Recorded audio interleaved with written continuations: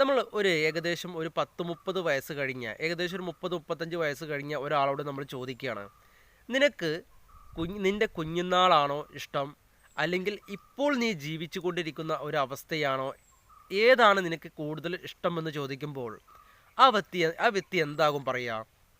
എൻ്റെ എനിക്ക് മറക്കാനാകാത്ത, ഞാൻ ഏറ്റവും കൂടുതൽ ഇഷ്ടപ്പെടുന്ന, എന്നാൽ എനിക്കൊരിക്കലും തിരിച്ചു കിട്ടാത്ത, എന്നാൽ തിരിച്ചു കിട്ടണമെന്ന് ആഗ്രഹിക്കുന്ന ആ ഒരു കാലം ഞാൻ ആഗ്രഹിക്കുന്നത് കുഞ്ഞുനാളാണ്. ആ കുഞ്ഞുനാൾ അനുഭവിച്ച ആ ഒരു സന്തോഷം, അതിൻ്റെ പകുതി, അതിൻ്റെ കാഭാഗം പോലും അല്ലേ ഇപ്പോൾ എനിക്ക് ലഭിക്കുന്നില്ല. അത്രയധികം പ്രശ്നത്തിലാണ് ഞാനിപ്പോൾ ഓടിക്കൊണ്ടിരിക്കുന്നത്.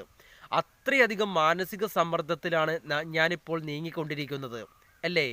എന്നെ കേൾക്കുന്ന 35 വയസ്സ് മുകളിലുള്ള ഏതൊരാളും ചിന്തിക്കുന്നൊരു കാര്യമാണ്, എൻ്റെ കുഞ്ഞുനാൾ ഒരിക്കലെങ്കിലും എനിക്ക് തിരിച്ചു കിട്ടിയിരുന്നെങ്കിൽ, എൻ്റെ സഹോദരിയുമൊത്ത് ഉല്ലസിച്ച് നടക്കുന്ന കാലം, എൻ്റെ കൂട്ടുകാരന്മാരൊത്ത്, എൻ്റെ എന്താ പറയുക, ഞാൻ അവധി ദിവസങ്ങളിൽ ഞാൻ എന്ത് ചെയ്യുന്നു, എൻ്റെ എന്താ പറയുക, അവധി ദിവസങ്ങളിൽ ഞാൻ ഒരുപാട് വിരുന്ന് പോയിരുന്നു അല്ലേ. ആ ഒരു കുഞ്ഞുനാൾ ഒരുപാട് വിരുന്ന് പോയിട്ടുണ്ടായിരുന്നു. ആ ഒരു കാലത്തെക്കുറിച്ച് ചിന്തിക്കുകയാണെങ്കിൽ വാ തോരാതെ പറയാനും, അതുപോലെ എന്തെന്നില്ലാത്ത ഊർജ്ജസ്വലതയോട് കൂടി ചിന്തിക്കാനും, ആവേശത്തോടു കൂടി ചിന്തിക്കാനും സാധിക്കുന്ന ആ ഒരു വർഷങ്ങൾ ഇനി നമുക്ക് കിട്ടുമോ? കിട്ടില്ല. ആ കുഞ്ഞുനാൾ ഇനി കിട്ടുമോ? കിട്ടില്ല. ഏതൊരാളും പറയുന്നത് കുഞ്ഞുനാളിനെ പറ്റി വർണ്ണിക്കാനും അല്ലേ, വർണ്ണിക്കാനില്ല. കാരണം എന്താ, അത്രയും സന്തോഷം നിറഞ്ഞ, അത്രയും സ്നേഹം നിറഞ്ഞ, അത്രയും പ്രശ്നങ്ങളില്ലാത്ത ദിവസങ്ങളായിരുന്നു കടന്നു പോയിട്ടുണ്ടായിരുന്നത്. ഇന്നോ വിവാഹം കഴിഞ്ഞ പ്രശ്നം അല്ലേ.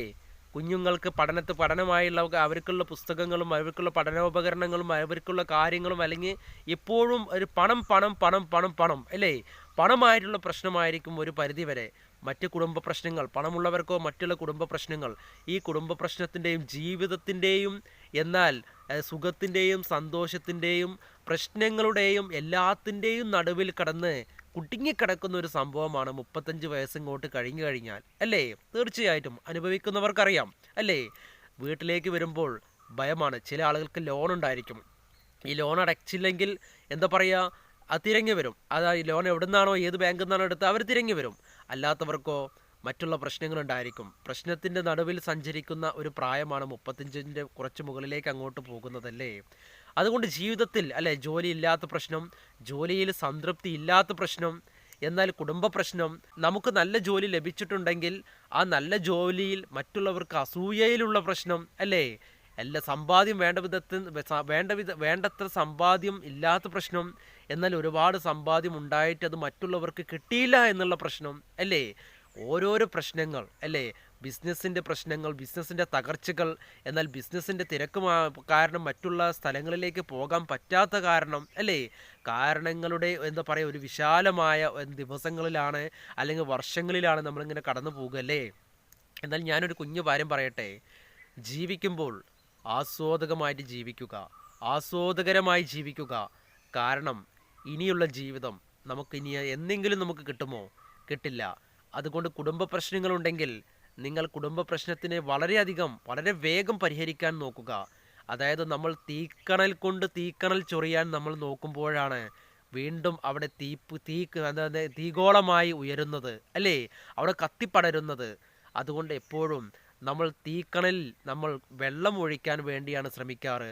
രണ്ട് കൈകൾ കൂട്ടിയടിക്കുമ്പോഴാണ് പ്രശ്നങ്ങൾ സംഭവിക്കുന്നത് അല്ലേ. രണ്ട് കൈകൾ കൂട്ടിയടിക്കുമ്പോഴാണ് ശബ്ദമുണ്ടാകുന്നത്. ഒരു കൈ മാത്രം വീശിക്കഴിഞ്ഞാൽ ശബ്ദമുണ്ടാകുമോ? ശബ്ദമുണ്ടാകും, ചെറിയ ശബ്ദം, നമുക്ക് പോലും കേൾക്കാൻ പറ്റാത്ത ശബ്ദം. ആ ശബ്ദം അങ്ങ് ലയിച്ചു പോകും. എന്നാൽ രണ്ട് കൈകൾ കൂട്ടിയിടിച്ചു കഴിഞ്ഞാൽ ശബ്ദം ഉയരും. വീണ്ടും വേഗത്തിൽ അടിക്കുകയാണെങ്കിൽ ശബ്ദം ഉയരും. ഇങ്ങനെ ശബ്ദങ്ങൾ ഉയരുമ്പോൾ ഈ ശബ്ദത്തെ നമ്മൾ നിശ്ചലമാക്കുവാനോ, ഈ ശബ്ദത്തെ നമ്മൾ ഇല്ലായ്മ ചെയ്യുവാനോ, ഈ ശബ്ദത്തെ നമ്മൾ പാടെ മുറിച്ചു കളയാനോ നമുക്ക് സാധിക്കുന്നില്ല. ശബ്ദം ഇങ്ങനെ പടർന്ന് പന്തലിച്ചിങ്ങനെ എല്ലാവരിലേക്കും ഈ ശബ്ദം ഇങ്ങനെ ചെല്ലും. അതൊരു കത്തി ജ്വലിച്ചിട്ടായിരിക്കും എത്തുക. അത് തണുക്കാൻ എന്താ പറയുക, അത് ഓരോ ആളുകളുടെ അവസ്ഥയും നമുക്ക് മനസ്സിലാക്കിയാൽ മതി.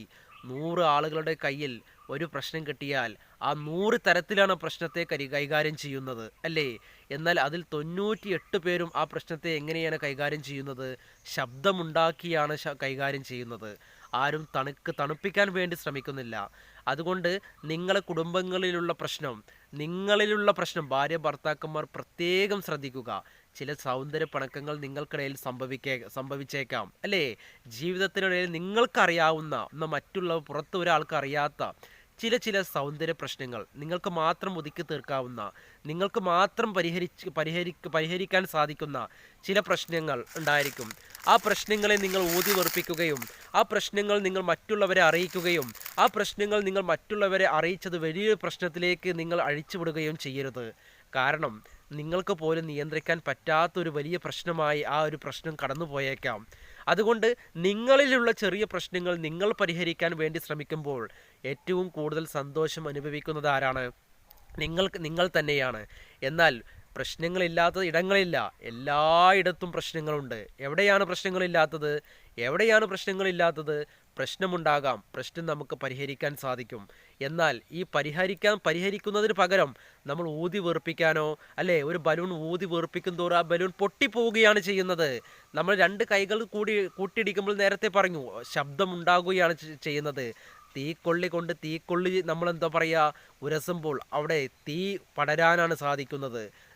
തീക്കൊള്ളിയിൽ, അതായത് ഒരു തീ പടരുമ്പോൾ അവിടെ നമ്മൾ വെള്ളം ഒഴിക്കുകയും രണ്ട് കൈകൾ അടിക്കുമ്പോൾ ആ ഒരു കൈ മാറ്റുകയും, അതുപോലെ തന്നെ നമ്മുടെ ജീവിതത്തിൽ നമ്മൾ ചില കാര്യങ്ങൾ മനസ്സിലാക്കുകയും സ്നേഹം എന്ന വികാരം നമ്മൾ പുറപ്പെടുവിക്കുകയും മറ്റുള്ളവരെ സഹായിക്കാനുള്ള സന്നദ്ധ മനസ്സ് കാണിക്കുകയും ആ മനസ്സിലൂടെ മറ്റുള്ളവരെ നമ്മൾ ഒരുപാട് വാത്സല്യക്കുകയും സ്നേഹിക്കുകയും പുതിയ അറിവുകൾ ശേഖരിക്കുകയും ആ അറിവിലൂടെ നമ്മൾ നമ്മൾ എന്താ പറയുക, ഒരു പുതിയൊരു വ്യക്തിയാകാൻ വേണ്ടി ശ്രമിക്കുകയും ചെയ്യുക.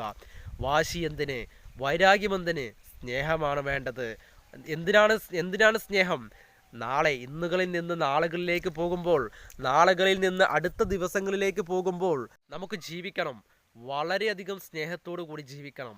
നമ്മുടെ സ്നേഹം കണ്ടിട്ടായിരിക്കണം നമ്മുടെ പുതുതലമുറ വളരേണ്ടത്. അതുകൊണ്ട് ജീവിത പ്രശ്നങ്ങളെ കൈകാര്യം ചെയ്യേണ്ടത് പഠിക്കുക, അറിവ് സമ്പാദിച്ച് പഠിക്കുക. മറ്റൊരാളോട് നിങ്ങൾ പുറപ്പെടുവിച്ച് വലിയൊരു പ്രശ്നമാക്കാതിരിക്കാൻ നിങ്ങൾ ശ്രമിക്കുക. ജീവിതത്തിൽ നാം പഠിക്കേണ്ട, മനസ്സിലാക്കേണ്ട ഒരു കുഞ്ഞു അറിവാണിത് കേട്ടോ. മനസ്സിലാക്കുക, ശ്രദ്ധിക്കുക, ജീവിക്കുക സന്തോഷപരമായി. വീണ്ടും നമുക്കൊരു പുതിയ വീഡിയോയിൽ പുതിയൊരു എപ്പിസോഡുമായിട്ട് കാണാം. Okay, bye bye.